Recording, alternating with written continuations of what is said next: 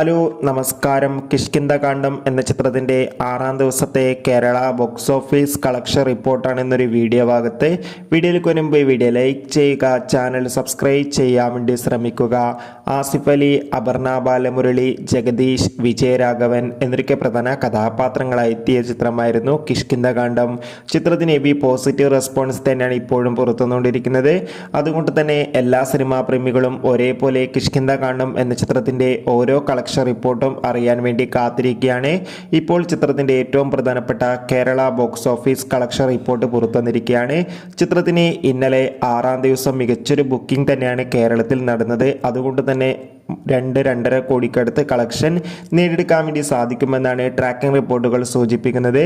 എന്തായാലും ചിത്രത്തിന്റെ കൂടുതൽ ബോക്സ് ഓഫീസ് കളക്ഷൻ റിപ്പോർട്ട് അറിയാൻ വേണ്ടി നമുക്ക് കാത്തിരിക്കാം. ചിത്രം കണ്ടവരുടെ അഭിപ്രായം കമന്റ് ചെയ്യുക. സെപ്റ്റംബർ മാസം ധാരാളം ചിത്രങ്ങൾ OTT റിലീസ് ചെയ്യുന്നു. ചാനൽ പരിശോധിച്ചാൽ കാണാം.